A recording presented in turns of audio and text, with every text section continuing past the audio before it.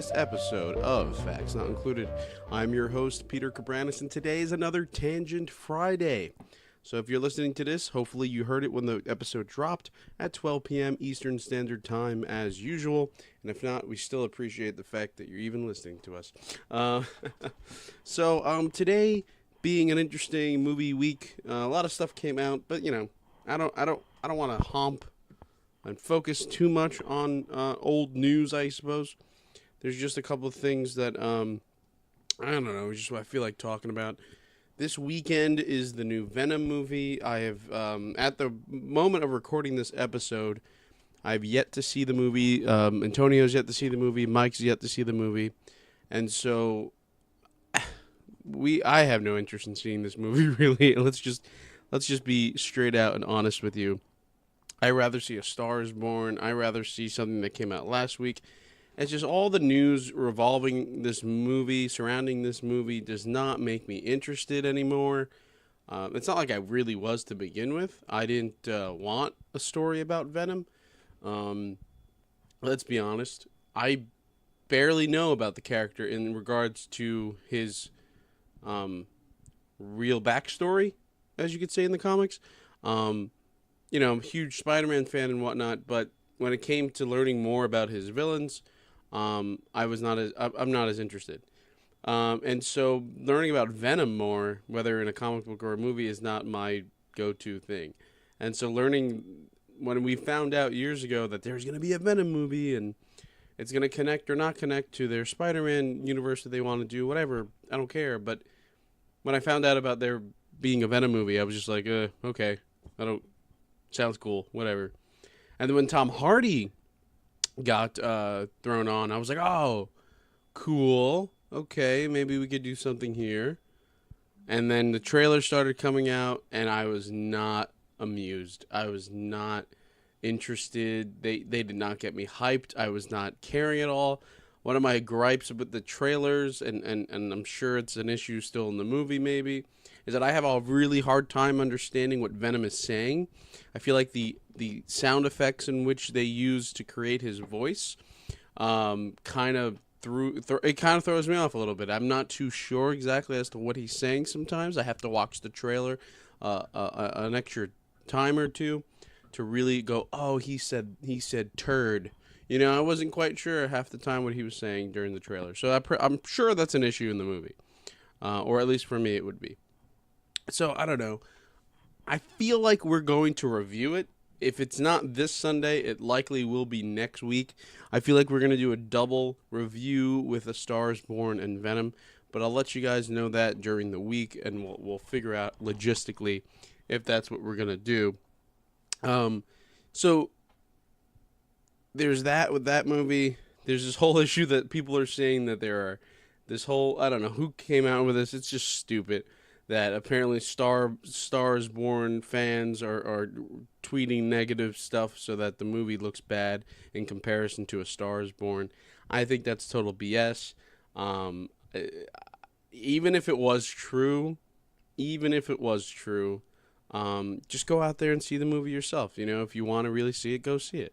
If you don't want to see the movie, then don't see it. Who cares about what 20, 37 people are, 70 people are saying? The issue with me with Venom is not because it's at whatever percentage on Rotten Tomatoes. I never was interested in this movie, really, to begin with. There were moments during the summer and during the year that I was like, oh, I can't wait to see this movie, and moments going, I have no interest for this movie. It would go up and down. But mainly, it would stay around, I don't really need to see this film. There's plenty of films like that come out every year for people, and this one was one of those for me. And it's weird because it's a superhero movie, right? You would expect me to jump on that. You would expect me to want to go see it and be like, hey, I'm going to support the genre. I'm going to support comic books, right? Not the case with this movie. For some reason, this is the only comic book movie in probably forever where I'm just like, yeah, okay, I don't want to see it. And it's funny because the last one that I felt that way was towards the Garfield Spider-Man. So it's interesting that it's Sony fucking themselves over again, at least in my eyes. I don't know. That's just not something I want to go see. So, we digress. And I'm sure Antonio's going to see it, and maybe even Mike's going to see it. And if they do, we're going to have them, of course, sit down and talk their ideas about what they felt about Venom. But who's to say? Who's to say they're not going to like it? I'm sure maybe they're going to love it. Maybe it's a great movie. I have no idea. I just don't really have any interest in seeing it. So yeah, there's that.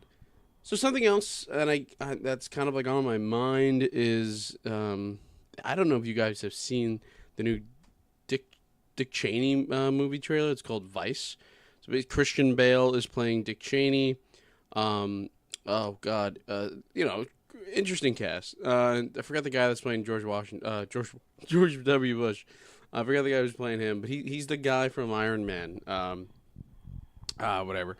But anyway, it seems like a really fun movie. Like tonally, it seems serious, and then it seems joking like at moments. I don't know. And being that Christian Bale's in it, it's probably meant to be quite serious. But it is from the people that made The Big Short, so I'm sure there's some sort of, how to put it. They're messing with reality a little bit. I don't know. I can't think of the word that I'm trying to think with, but it's a little fictionalized. I'm sure. I'm very sure. But the whole idea that Dick Cheney, when he was vice president, was technically the president of the United States. George W. Bush took a seat back, and Dick Cheney basically ran the country. He ran the military. He ran the energy sector. He ran labor. He ran everything, apparently, right? And so this is apparently the movie. This is apparently the story in which those so-called urban legends are being told. I don't believe they're urban legends. I'm pretty a big believer that Dick Cheney was basically the president of the United States during that time. It's kind of my same view when Donald Trump got elected. I felt like maybe Trump Pence would take a front seat first, and Trump would stand back a little bit. But that's clearly it seems like that's not the case. But anyway, I feel like Dick Cheney at the time when he was president of the United States, if you may let me say that, he did a pretty crappy job, and whatever. It's led our country to where we are today, But I feel like this movie is going to do a really cool job of showing us that, and at the same time, maybe even poking fun at the administration itself. And say what you want about that administration, it was an interesting time in this country. If anything, for some people, it was probably a better time than it is now. So, it's going to be interesting seeing the world through a lens of a time that wasn't too long ago, too. You have to remember that. This was only 10 years ago it ended, So that administration during that time only ended 10 years ago. So it's going to be interesting to see, 2001, 2002, 2006 through the eyes of Hollywood through this movie. So it's going to be really interesting. I'm kind of excited for that movie and for the people that are in it. So I'm pretty hyped about that. Yeah, I mean, these are just little things that are just going through my head. I didn't really sit down and make an idea for anything. There's a really cool Hellboy poster. The movie I think is dropping this January, if I'm not mistaken.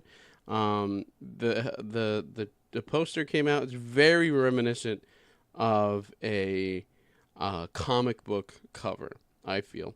I feel like the poster, I'm going to take a look at it right now. I feel like the poster is very reminiscent of a comic book cover. I know nothing comic book related to Hellboy. All I know is the two movies made by Guillermo. And I haven't even watched those. Call me a movie fan, right? I apologize. Actually, we could do a whole series on famous movies I've never seen, because there's a handful that I've never seen that people get upset with me about. But anyway, that's another topic. But I love how the tagline for this movie is legendary AF. That's literally how they wrote it. And it's Hellboy with the Hellboy classic Hellboy font, and so it looks cool. It looks meaty. It looks sexy. I don't know. It's a whole lot of Hellboy in this trailer. It's a whole lot of red too. I mean, in this poster, it's a whole lot of red and orange going on. And for Hellboy fans, I'm sure they love this poster. I'm not even a Hellboy fan, and I'm digging this poster. You know me and my posters, guys. I love layering my room with posters. I'm like a little 13-year-old kid again, or 16-year-old kid, with their posters. I love me some good posters. This is certainly a poster that I will have on my mantle. I don't know where I'm going to put it. It might be during my recycling phase. I tend to cycle out some posters and put in new ones. I see, I'm not a poster on the wall person. I don't know about you. I love framing my posters, right? So I have a good couple of them, but there's a section of my wall that has 3. And currently it's Deadpool 2, Black Panther, and Solo. I love the posters that I was given for these 3 movies. And so I feel like, when it comes time to recycle them, Hellboy is going to be up there.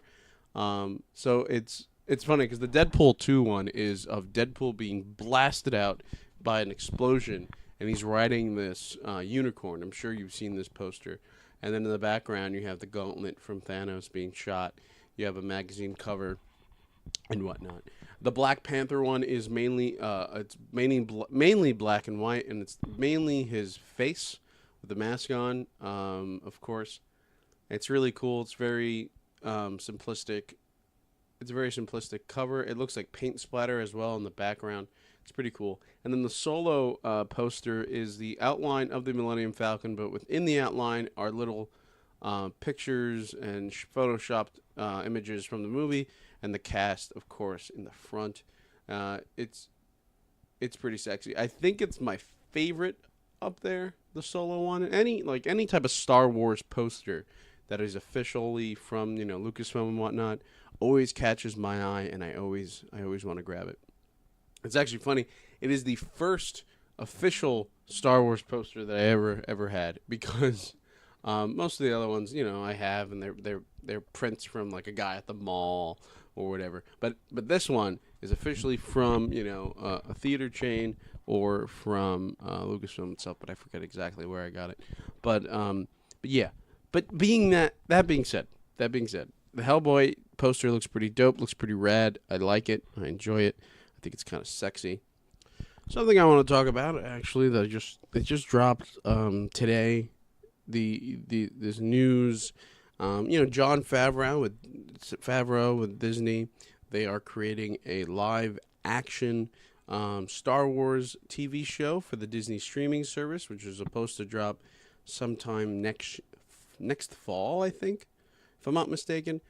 We really don't know any news regarding the streaming service, other than that apparently it's going to, I guess, fall around the same price of a Netflix, of a Hulu. Hopefully it doesn't cost more than that. And I think what's going to be on that streaming service is probably what it seems like, all of Disney's catalog. Maybe slowly, of course. They're not going to do it at one shot, because then you don't really get a fan base, in the sense of like, so if you were to drop your whole catalog down there, and then only 1 million people sign up or whatever, what's going to happen next when you're like, we need more subscription, we need more fan base, but they already know everything's on there, so they just have to choose whether or not to join on. I think Disney's idea would I mean, I'm not Disney, but I think their best choice would to do, maybe we drop 20 movies first, and then we drop another 20 movies 6 months later, or, whatnot. And then, cartoons and shows and whatnot that they have. I have no idea what their plans are. I'm sure the details have been released, but I doubt it. I probably have read them already.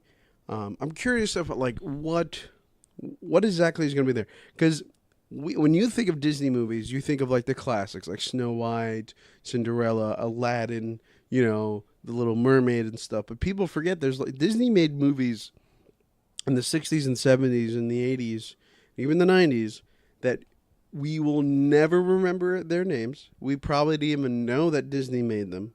They may not even had the Disney name on it, or maybe they did. And there's plenty of movies like that. And it freaked me out when I found out about this, because I wasn't alive during that time. But it freaked me out, like, when I found out that Disney made movies that weren't quote unquote Disney movies, or princess movies or these types of movies that we're so familiar with when it comes to Disney. Disney had a really struggling time during the after Walt's death in 66, I believe he passed away. So Disney had a really struggling time period, and say what you want, Michael Eisner kind of helped save that part, and also kind of ruined it later on. But we're not going to get into that whole detail about Disney right now. But anyway, I'm curious as to what's going to be on that catalog. What is going to be within there? Are Disney Channel original movies going to be on the streaming service? Are the cartoons from the early days of Disney going to be there? Like, are we going to get a nice crisp version of Steamboat Willie? Like, what exactly is going to be on this streaming service? I'm kind of curious. I'm kind of worried at the same time as to, like, will there not be any of the really good stuff until way down the line? Yeah, I don't know. But anyway, the whole point of this talk is because Disney is coming out with new original content. We got the news the other day that there's going to be a Loki TV show, kind of thing, whatever, and a Scarlet Witch one as well. Spoilers, but how are they going to do a Loki show? I don't know. You know what I'm saying? Maybe there's some news coming out in Avengers 4 that we don't know, or maybe this is like a prequel type of stuff. But that being said, there are going to be plenty of not short. What the fuck am I saying? Oh, this is what happens. This is what happens when you record dirt early in the morning, like extremely early in the morning, and you're not even paying attention. There's going to be plenty of original content in regards to TV shows on the streaming service. So streaming shows, as I'll call them, and plenty of original movies on the streaming site. One of them is going to be a Star Wars live action TV show by Jon Favreau. I mentioned him in earlier regarding this story, but clearly I go on plenty of tangents, and hence why this is called Tangent Friday. Anyway, apparently the name of the new show is going to be called The Mandalorian. Sounds. You know what I think of when I hear The Mandalorian? I hear nothing but Boba Fett. But this is apparently the synopsis.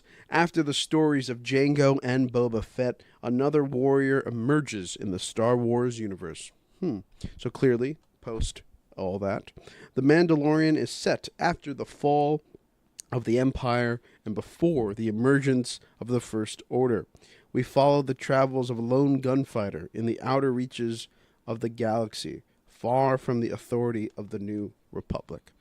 So. This is taking place post-Empire fall and before the emergence of the First Order. So if you are familiar with the book, sorry, I apologize, I'm all over the place. If you are familiar with the book series Aftermath, I haven't read all of them, but from what I understand, from what I know, Aftermath takes place shortly after the events of, Return of the Jedi and stuff like that. And so maybe this is where that's taking place in that timeline, and it's also pre-First Order. It's kind of like when all the Empire members, the fallen members of the Empire that were extremely loyal to the Emperor, or those that were like, oh, finally he's gone. Everyone involved in the Empire are kind of fighting for a chance to be heard, or fighting for a chance to create dominance again. And so this is likely going to be taking place during that time, and I love that. There's something about that time period that we're slowly finding out that just makes me so excited, because it kind of reminds me of, because there's always the parallels with Rome, and there's always the parallels with the Nazi regime in Star Wars, and it kind of reminds me of that. Like, once Hitler killed himself, a lot of members of the Nazi Party either did the same thing, they either committed suicide as well. A couple of them try to have a stronghold and try to take control power really quickly. Nothing. Obviously, history has shown that nothing extreme happened post, Hitler killing himself, other than the war really ending. and others giving up completely, right? So it kind of fits that, and that's what happens when there's a massive loss of power. There's chaos dwindling down, and things happen like that in Rome as well, and as well also during the fall of the Soviet Union, and the chaos that kind of ensues when a major power goes down. The world, or at least those involved, gets a little chaotic in regards to their lives. And so this happens in Aftermath. You have little regimes and little factions claiming that they are the rightful owners of the empire, that the empire will live on, and so on and so forth. And some of these members go on to create the First Order. Why not, right? And so, or they have offspring that will become members or leaders in the First Order. And so the fact that there's going to be this also going on around that time, the fact that there's going to be a lone gunfighter in the outer reaches of the galaxy, vying for their lives or living out there. So people at first thought maybe when I'm sure people, if they just only read The Mandalorian, I'm sure they're probably like, a Boba Fett show, which would be cool and interesting to see what he had done, after the pit. But I'm kind of excited that they're not focusing on him, because I'm a big proponent kind of now of, let's go away from what we know. Let's create new things. Let's create stories that are not about Yoda per se, or about Obi-Wan, or about Vader. And I love them, don't get me wrong. I want more of them as well. But I also want to learn about new characters. I want to learn, because it's a galaxy. It's a universe. They call it the Star Wars universe. And not only do they do that because it sounds cool, it's because that's what it is. There's a galaxy out there. There's a universe out there in which we could find so many fascinating things. Think about it. Think about this. And this is where the people that are like, no, I need stories on Anakin. I need stories on this guy and that guy and this girl and that girl. This is why we get into arguments, because I love the Jedi. I love Luke. I love Anakin. I love Obi-Wan. I love Vader. I love all the characters. That's why I'm a Star Wars fan. But there comes a time when you need to tell new stories in order to keep, one, the fan base interested, and a new fan base involved, right? And that's why I loved Rebels. That's why I loved the Clone Wars. Yes, it dealt with Obi-Wan and Anakin, but we were getting glimpses into little parts of the universe, little parts of the Star Wars world that we would have never tasted in those movies, or any movie since or before. You get what I'm saying? That's why I liked Rebels, because Rebels was a different group of people that we didn't know about before. Yes, they did come in contact with individuals we were familiar with, but that wasn't that wasn't on a daily basis. And two, we were getting a glimpse as to what was going on during that time. At this moment, Luke is a little boy. He's a little teenage boy. He's actually not even a teenage boy, I don't think, at that point. No, he is. And okay, cool. He's on a farm, but what's happening across the street? It's so fascinating to me. And so I feel like people don't realize that yes, and it's a good. People don't realize that because they think that, well, it's Star Wars and it has to be about XYZ. Not really. No, I don't think so. It goes to this. You're sitting in. This is how I picture it. I'm sitting right now in my room recording a podcast. That is what I'm doing. I live in an apartment. I have no idea what my neighbor is doing, but I'm sure they're doing something interesting. Not that I need a movie on that, but you get what I'm saying? Like, it'll be interesting to find out more about what's happening across the stars, across the galaxy, or next door. I'm sure there's more interesting things that are occurring in the universe than just training a Jedi or training a Sith. The backstory of Snoke. What is he? Why was he important in those two movies? what was going on, that would be cool to find out. But the fact that there's a Mandalorian out there somewhere, you know, doing good and bad or whatever, has me very intrigued. I am intrigued. I am interested. I want to learn more about this. And who's to say that this individual doesn't bump into someone we know? Who's to say that Boba Fett doesn't show up in this show? And who's to say that this individual has a hand or doesn't have a hand in the creation of the First Order? Right? They could do whatever they want to do because they're the creators of this new show. They could do whatever they want. Hopefully they do what's in the best interest of the story, not so much of the fans. I could care less about fans. And that is my problem, and you've heard me say that about DC and other universes and other franchises out there. They cater to the fans too much instead of telling the right story. And that was partially the problem with The Last Jedi. Not the movie itself, but the reactions to it. A lot of people were like, well, you didn't listen to the fans. Well, who cares? That's how I see it. And maybe that's how it changes the course of Episode 9. Who knows? But I just don't like it when franchises cater to the fans. In regards to, you didn't listen to me. Why? How dare you not listen to what we had to say in regards to telling a story? Because that's why you're not the storytellers. You know, plain and simple. These people have the jobs for a reason. It's not like Disney or Lucasfilm picks up a guy from the street and says, hey, you're writing Star Wars stuff. It's not how it works. You know, they have a creative team for a reason. They've been working with Disney and Lucasfilm for God knows how long. A lot of these individuals. They've been with Lucasfilm for the last 20, 30 years, some of them. They know how the universe works, and they know what's best. I have faith in them. That's just me. When it comes to other franchises, they are too reactionary. They jump on the fact that fans said this, and that, and all of a sudden they need to change things because of what 10 fans said or 6 fans said.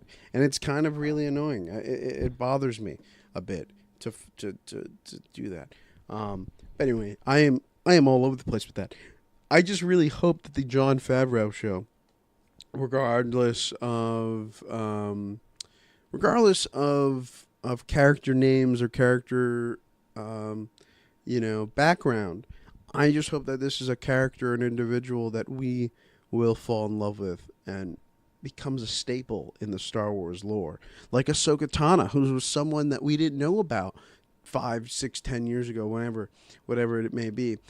But now all of a sudden she is a focal point in the franchise. Some even non-Star Wars fans are aware of her. Some even your casual Star Wars fan is aware of her, maybe, you know? And that's what I want from this show. I also want a good story and whatnot, but like, I want to be able to say, wow, you know, we got a new character because of this TV show. That's pretty cool. I don't know. I'm hopeful for this show. I'm very hopeful for this show. I'm hopeful for what Star Wars is doing. A lot of people didn't like Solo. I enjoyed Solo. It's not the best Star Wars movie in the world, and it's not in my top 3 or maybe even my top 5 Star Wars movies. But it was a good enough movie. I think if you take the name Solo off, it's an excellent movie, right? In a sense, right? But if you slap that Star Wars name on, that's where it gets a little like, well, we gotta grade it a different way, which is, annoying people. But, I enjoyed it. I had a good time with it. And I adore Last Jedi. I've watched that movie at least 3 times now. Maybe more. I can't remember. But I adore it. I enjoy it a lot. Obviously, it's not as fun as The Force Awakens, but it doesn't have to be fun to be a good movie. Movies don't have to be fun to be good. But that is just my opinion, a lone man's opinion. I am sure you guys think otherwise, and that's totally fine. That's totally okay. And that is what movies are all about. You are allowed to feel whatever you think, whatever you feel, you're allowed to feel it. But I have high hopes for this new Mandalorian show, and I hope nothing but good things. And so that I feel like this has been a good way to close out this episode. It has been all over the place. I think I talked about Venom, I talked about Hellboy, I talked about the Mandalorian show and stuff. And so I feel like there's a good place to end this episode. Some interesting things are coming from us here at Facts Not Included. We've been testing some things out on the interwebs, and so hopefully in a few weeks or a few months or whatnot, we will be able to get that thing that we're been talking about to you guys. Hopefully very soon, very shortly. Yeah, I don't know. I feel like this has been an interesting episode. It's just been me rambling about my thoughts and ideas and my opinions, which is, hey, that's what Facts Not Included is all about. Am I right? Hence the name. So, yeah. Wow, what a freaking morning I'm having. Just so exhausted, so tired. So I clearly shouldn't have been recording anything. But hey, it's gonna go out there, and you're all gonna hear this. You're all gonna think I'm either drunk or crazy or stupid. But whatever it may be, I hope you guys enjoyed this episode. I have been Peter Cabranes. Make sure you hit us up on Facebook, Twitter. Email us at factsnotincluded@gmail.com. Check us out on Spotify, iTunes, Podbean, Podcast Addict, and wherever you get your podcasts. And just make sure that you're joining this community of movie fans and movie lovers. And we'll see you next time. And make sure that you hit us up. I'm really serious. If you have any questions, you want a topic for us to discuss on this episode, or on this podcast, please let us know. We will look into it and discuss it. And who's to say that your question or topic won't be discussed on this podcast? So it's been fun. Hope you guys have a good week, and I'll see you very soon. Bye.